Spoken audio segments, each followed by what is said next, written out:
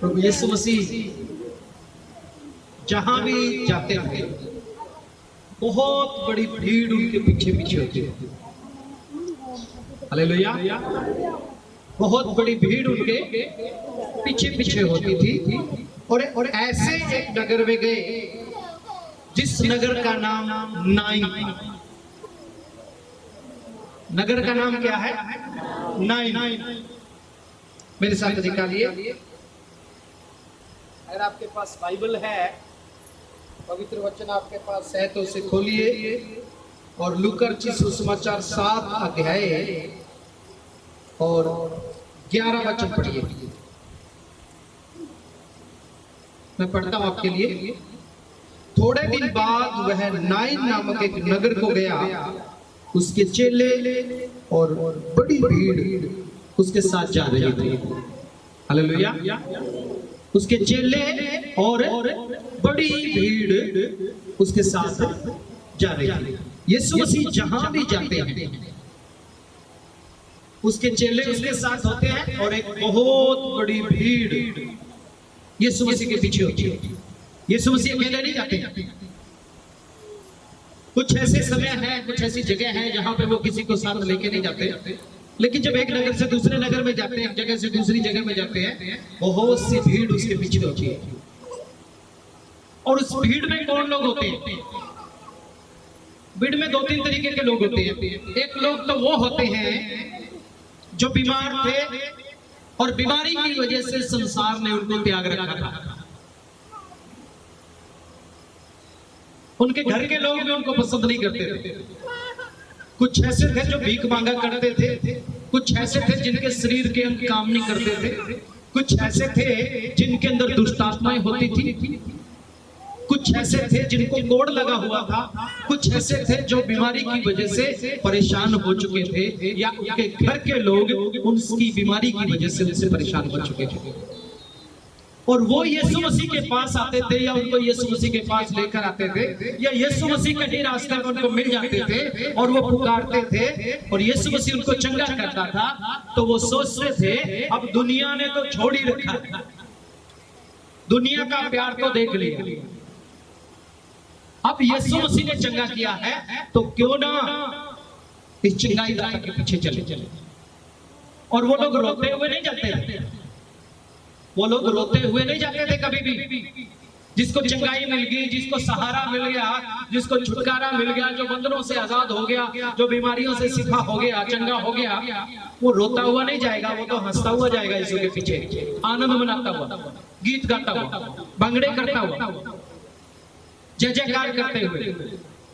और दूसरी भीड़ में दूसरी टाइप के वो लोग थे जो ये देखते थे कि यीशु मसीह चमत्कार करता है, चलो देखते हैं कैसे कैसे चमत्कार करता है। वो भी उन चमत्कारों को देखने के लिए यीशु मसीह के पीछे पीछे थे। और तीसरे वो लोग थे जो राजनीतिक टाइप के लोग थे और वो देखते थे कि ये राजा है और एक दिन हमें रोम के राज के शासन से, रोम के शासन से, रोम के राजा से हमें आजाद करवाएगा। ये मसीहा है जिसकी भविष्यवाणी पहले से की गई है कि वो तुम्हें आजाद करवाएगा। ये लोग यीशु मसीह के पीछे चलते थे और बड़े आनंद के साथ चलते थे।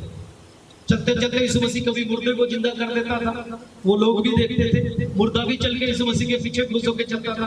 कभी किसी कोढ़ी के पास जाता था, कोढ़ी को बोलता था खड़ा हो जा, उसको छू लेता था और वो उसका कोढ़ चला जाता था, वो ठीक हो जाता था। वो भी यीशु के पीछे पीछे चलना शुरू कर देता था। तो ऐसे लोग कभी दुख में नहीं चलते थे, खुशी के साथ, आनंद के साथ और गवाहियां बांटते हुए चलते थे। ये भीड़ एक दिन नाइन नामक नगर में पहुंची। ये नाइन जो है इब्रानी भाषा का शब्द है और इसका मतलब है खुशियों की जगह,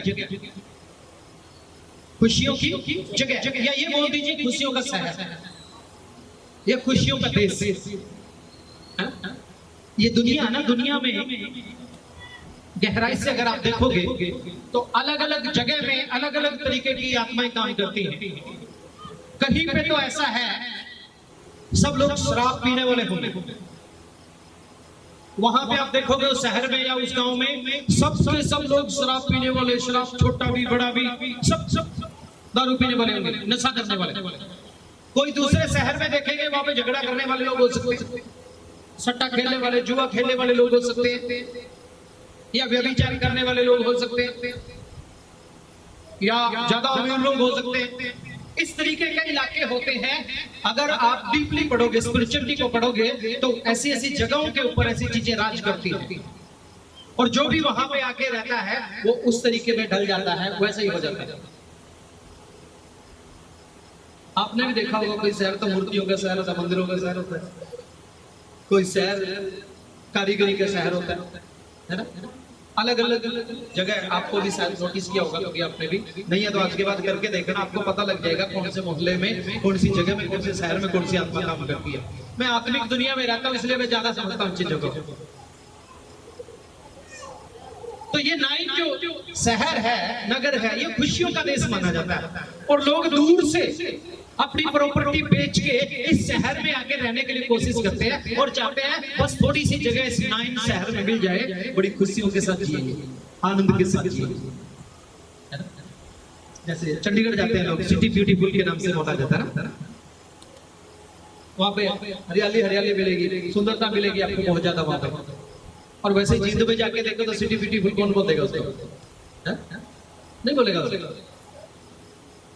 तो ये शहर में जाके बहुत से लोग रहना पसंद करते हैं, और एक जवान पति पत्नी जिनकी नई नई शादी हुई है, वो भी शहर में आके रहने लगे, बहुत खुश है, बड़े आनंद के साथ इस शहर में आगे खुशी खुशी के साथ रहते हैं।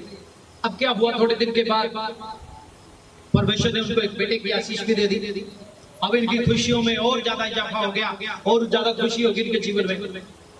अब आनंद के साथ है, पति काम करते हैं, पत्नी उनका घर को संभालती है, और घर में 3 लोग हैं, तीनों बड़ी खुशी के साथ आनंद के साथ रहते हैं, क्योंकि शहर खुशियों का है। कभी घूमने के लिए इधर चले जाते हैं, कभी घूमने के लिए शहर के दूसरी जगह में, कभी जगह में, आनंद का शहर जो है।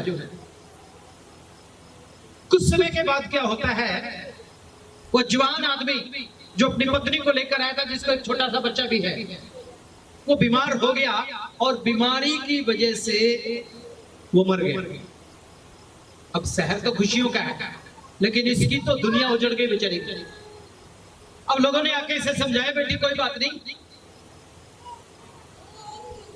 तू जवान है, लेकिन एक बेटा भी है तेरे पास, और इस बेटे की परवरिश कर, इसको संभाल, इसकी पढ़ाई लिखाई की ओर ध्यान दे, और इसको देख के चीज को।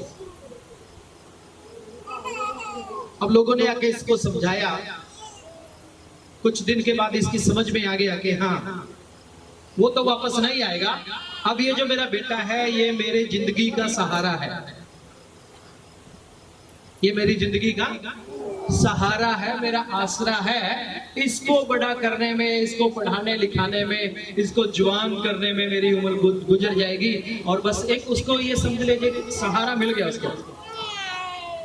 और ये अपने बच्चे के लिए सपने सजाने लगी कि ये थोड़ा बड़ा होगा, इसकी शादी होगी, इसके बच्चे होंगे, मैं ऐसे रखूंगी, ये करूंगी, वो करूंगी। बहुत सारे सपने होते हैं उनके मन में अपने बेटे बेटियों को लेके, और इसके मन में भी ऐसे ही सपने आने लगे, और देखते देखते ये बेटा भी जवान हो गया। और एक ऐसा समय आया जब प्रभु यीशु मसीह इस शहर में आ रहा है। प्रभु का वचन कहता है 12 वचन में, जब वो नगर के फाटक पे पास पहुंचा तो देखो लोग एक मुर्दे को बाहर लिए जा रहे थे, जो अपनी मां का इकलौता था, और वह विधवा थी, और नगर के बहुत से लोग उसके साथ थे। हालेलुया। अब क्या हो रहा है बेटा, इसको थोड़ा बाहर ले जाके खिला लेंगे तो ठीक हो जाएगा। ये ना तो आपको सुनने देगा ना किसी और को सुनने देगा। अच्छा तो यही है, आप इसको थोड़ा सा खड़ा होकर चुप करवा लीजिए। हाँ, ये तो बस समझदारी सी होती है थोड़ी सी। तो अभी क्या हुआ, ये जवान बेटे की भी डेथ हो गई, ये भी मर गया। जब ये औरत जवान थी तो इसका पति मर गया। अब बेटे को जवान किया, ये बूढ़ी होगी तो बुढ़ापे में जो सहारा था वो भी मर गया।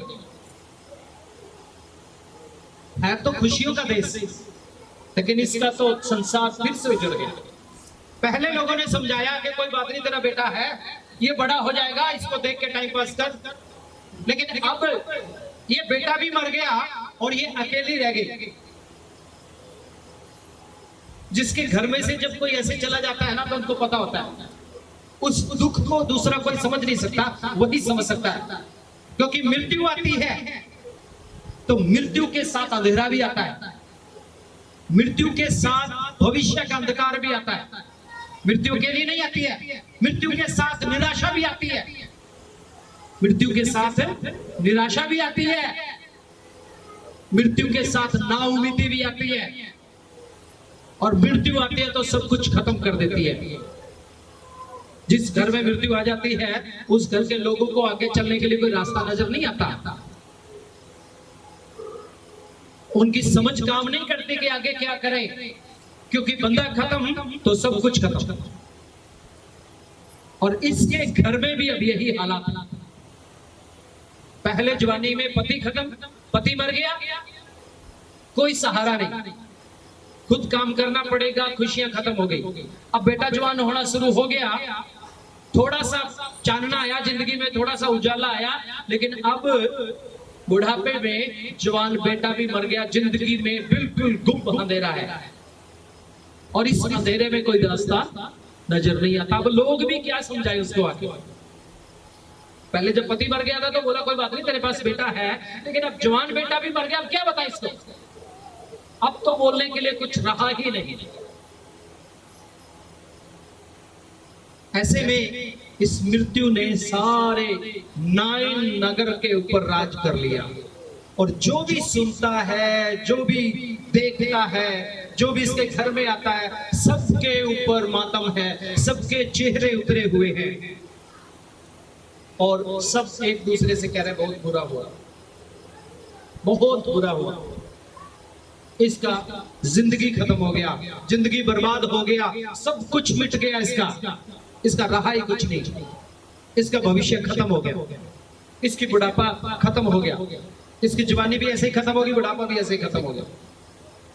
और ये दुख सबके ऊपर राज करने लगा। मौत का दर्द, मौत का सन्नाटा पूरे नाइन नगर में फैल गया और जो भी देखता है किसी के घर में चूल्हा नहीं जलता, जो भी सुनता है लोग अपनी दुकानों को बंद करके आ जाते हैं, मार्केट बंद हो गई, इतना सन्नाटा छा गया। नाम क्या है? खुशियों का शहर। नाम क्या है? खुशियों का शहर। लेकिन है असल में क्या? मौत का सन्नाटा।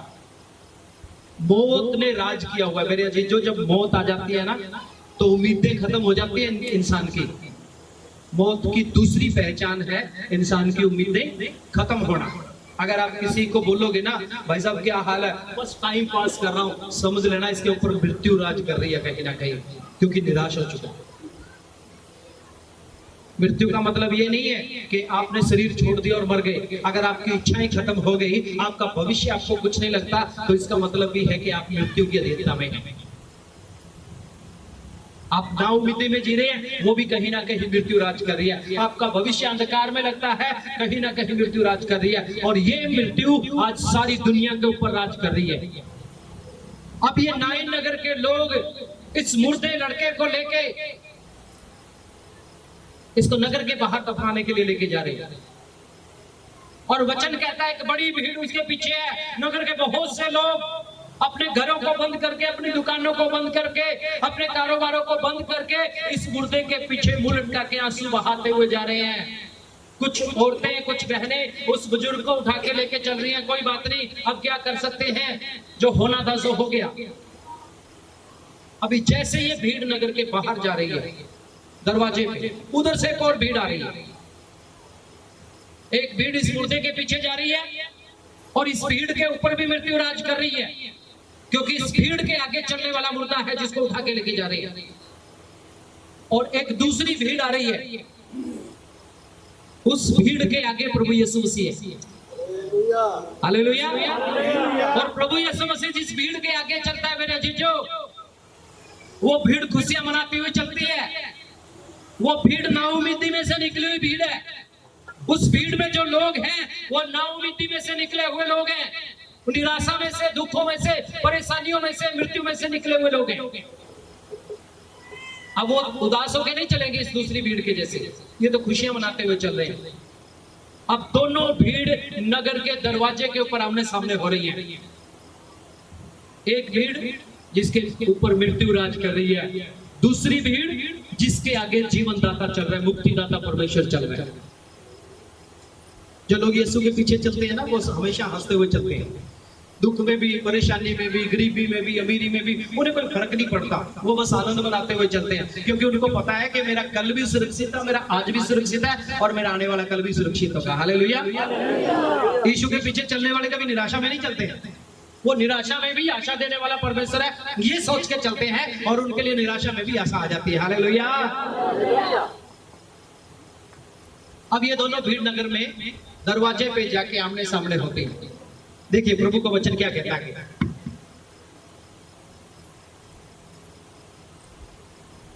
12 वचन फिर से पढ़ेंगे। जब वो नगर के फाटक के पास पहुंचा तो देखो लोग एक मुर्दे को बाहर लिए जा रहे थे, जो अपनी माँ का इकलौता पुत्र था और वह विधवा थी, और नगर के बहुत से लोग उसके साथ थे। उसे देखकर प्रभु को तरस आया और उससे कहा, मत रोको।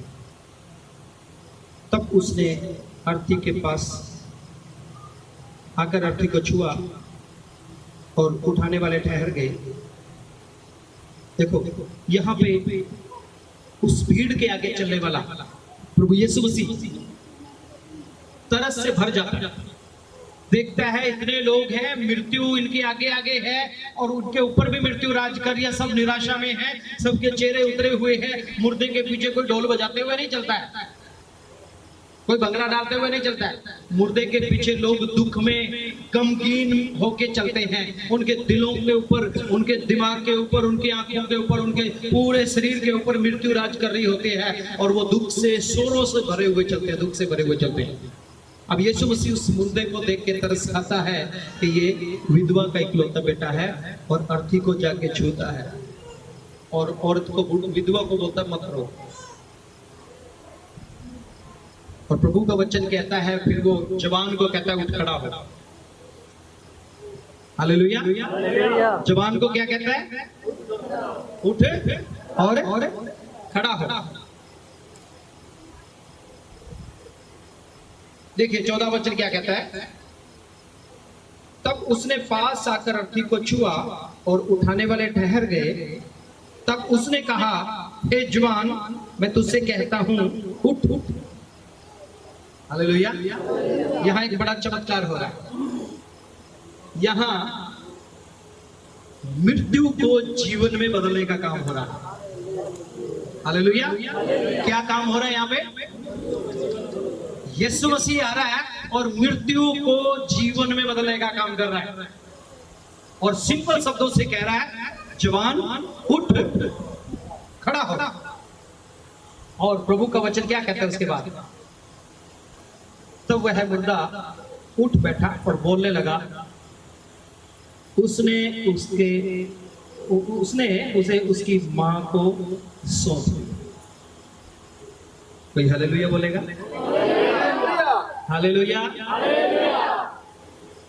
यहाँ पे ऐसी जगह है जहां पे मृत्यु राज करती है, उस जगह को बदलने के लिए, उस राज को बदलने के लिए एक बड़ा काम हो रहा है।